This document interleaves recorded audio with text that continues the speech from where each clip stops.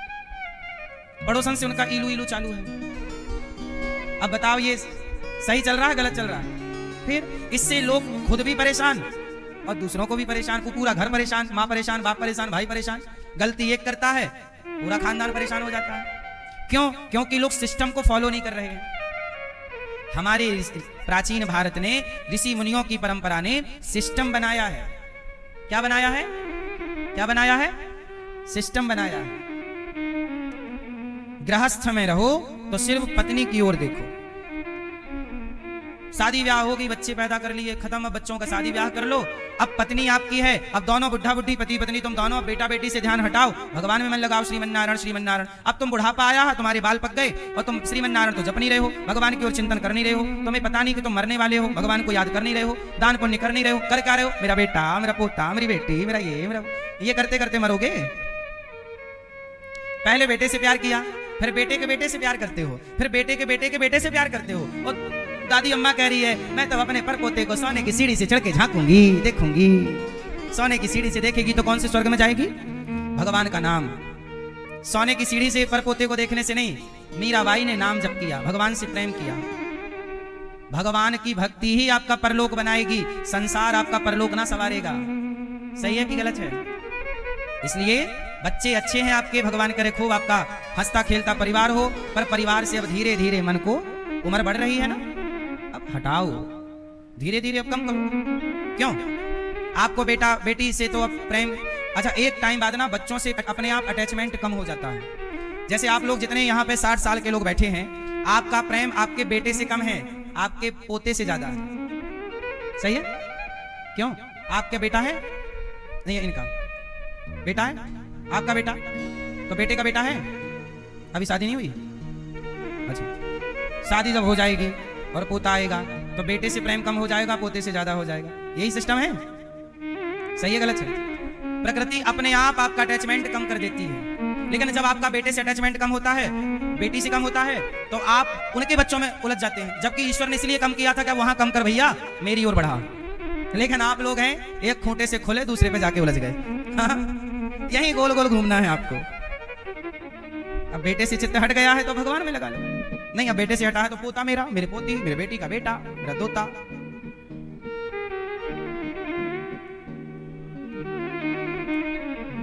मैया आप किससे प्रेम करती हो? मैया आप किससे प्रेम करती हो? भगवान से? पति से नहीं करती हो? कहां आपके पति? यही है टोपी वाले। पति से प्यार नहीं करती हो? करते? क्यों आप करते हो? टोपी वाली पत्नी से प्यार करते? भगवान से नहीं करते? 50-50 चल रहा है। हाँ, जितना हो सके भगवान से जुड़ जाइएगा। हाँ,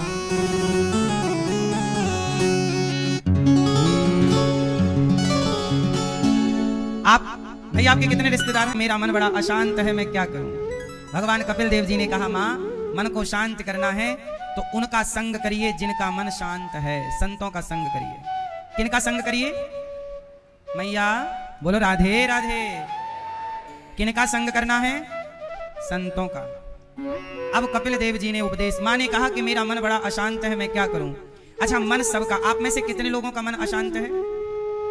जिनका है वो हाथ उठाओ। फिर शांत कैसे होगा उपाय बता देंगे। भैया मोबाइल ना चलाओ। मन अशांत है, क्या करें कि मन शांत हो जाए? अच्छा, मन अशांत क्यों है? आपका मन अशांत है क्यों है? आपका मन अशांत क्यों है? इसका उत्तर मेरे पास है। कहो तो बताऊं। किस किस को बताऊं?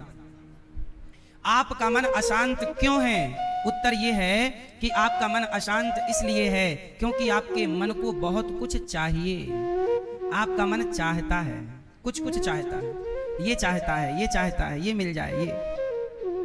यदि आप अपने अंदर की इन इच्छाओं को कम कर लें तो आपका मन धीरे से शांत हो जाएगा।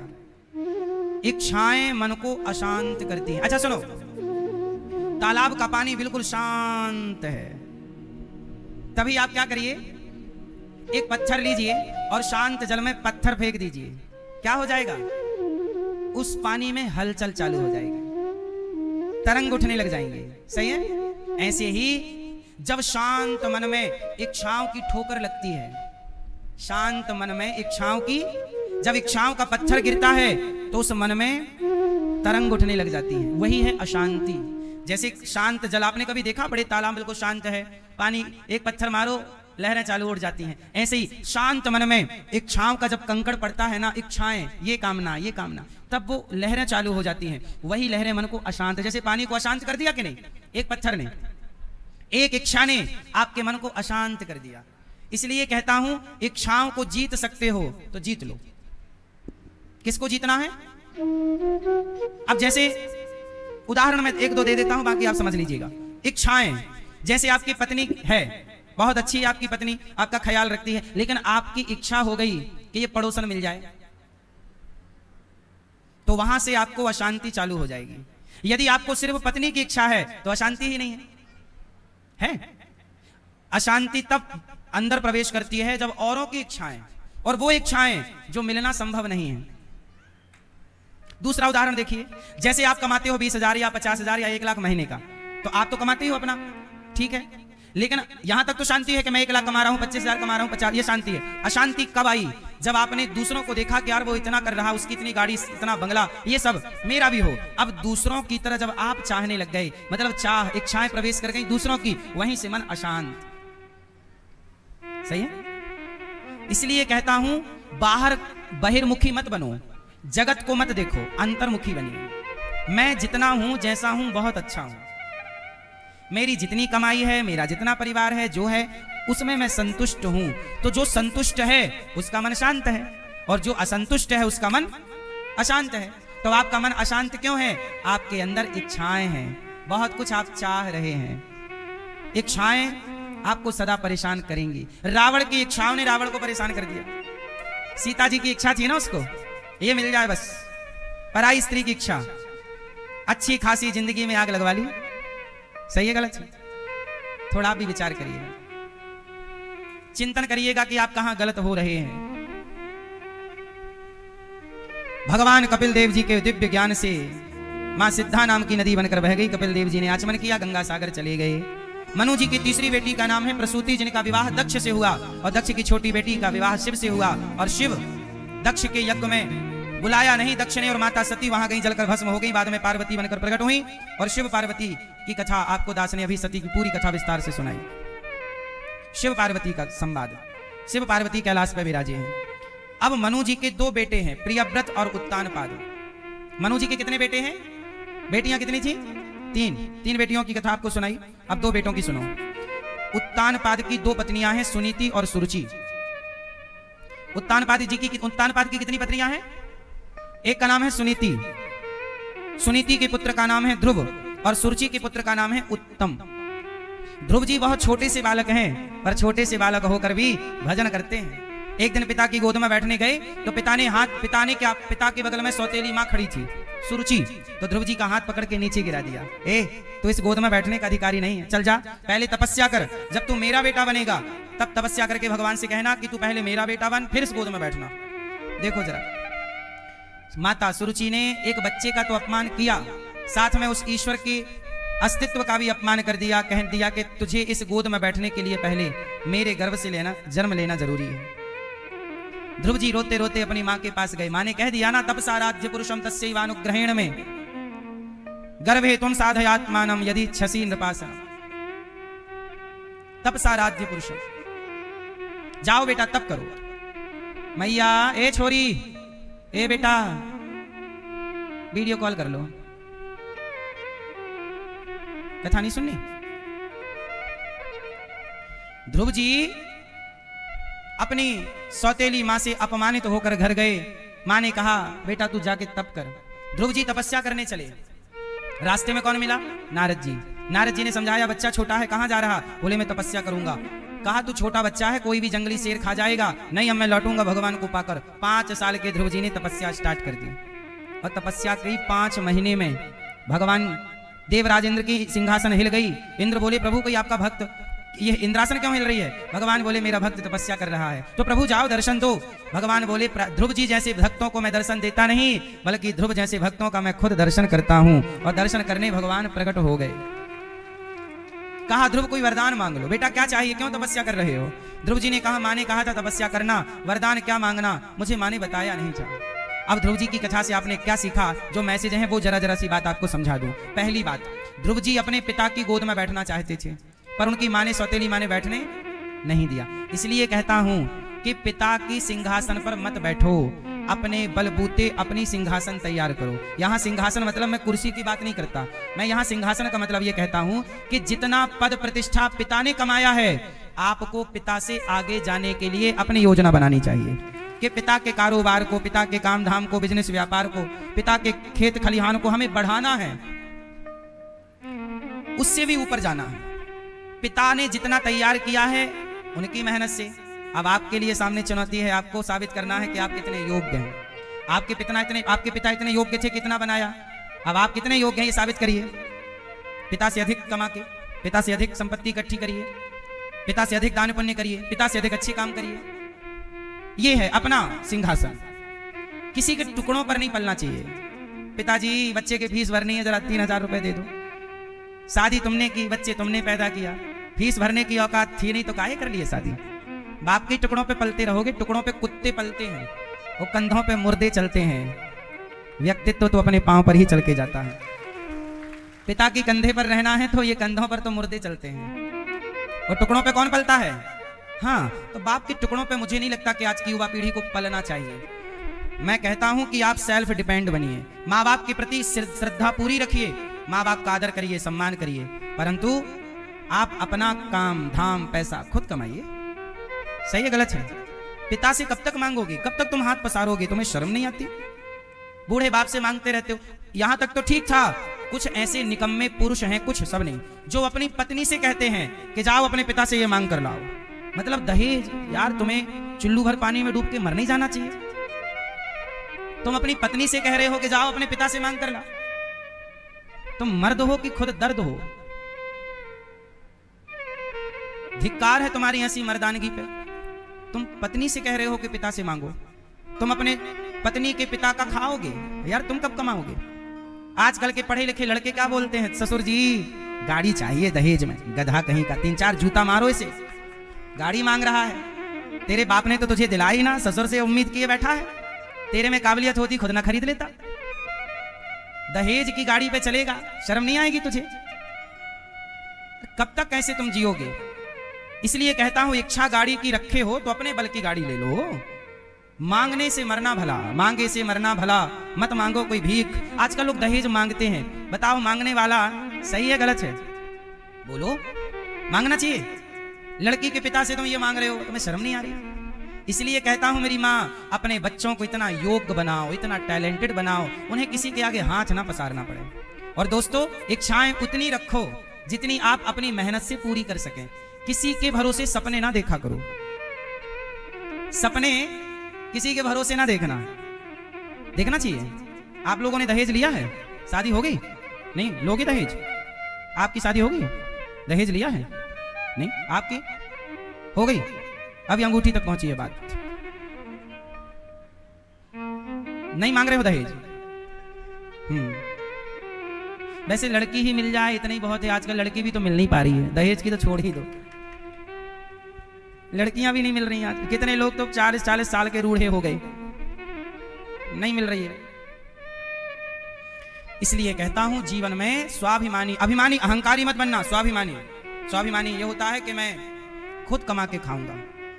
मेहनत पे भरोसा रखो, अपने टैलेंट, अपनी बुद्धि पर भरोसा। हाँ, आप इस योग्य बनिए कि आप किसी की हेल्प कीजिए, किसी का सहारा बनिए। ये दास अनिरुद्ध देखो, मैं 35 वर्ष का हूं। आप में से बहुत सारे लोग मेरी उम्र के होंगे, मेरे दोस्त भाई, मेरी बहनें। आपका बेटा भी मेरी उम्र का हो सकता है। आप में से बहुत सारी माएं और पिता तुल्य बुजुर्ग यहां बैठे हैं जिनका बेटा भी 35 साल का होगा।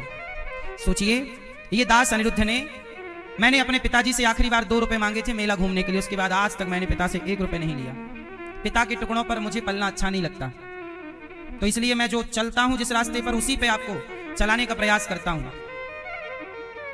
जब मैं 17 साल का हुआ तब से मैं काम कर रहा हूँ, कमा रहा हूँ। जो भी मुझे चाहिए, मुझे फ़ोन चाहिए तो अपने कमा के लेना है, हारमोनियम चाहिए थी मुझे अपने कमाई से लेना था। मैंने पिता से नहीं कहा कि मुझे संगीत सीखना है, एक हारमोनियम दिलवा दीजिए, मुझे ही सीखना था तो मैं नहीं खरीदा। मैंने पिता से नहीं कहा कि मुझे एक फ़ोन दिला दीजिए, नहीं, मुझे बात करनी थी तो मैं नहीं खरीदा। मैंने पिता से नहीं कहा कि मुझे गाड़ी दिला दीजिए, मुझे चाहिए थी तो मैंने खरीदी। मैंने पिता से नहीं कहा कि मुझे 4 व्हीलर दिलाइए, मुझे चाहिए थी मैंने खरीदी। क्यों मैं पिता पे बोझ बनूं? जन्म दे दिया उन्होंने, पाल पोस कर बड़ा कर दिया, योग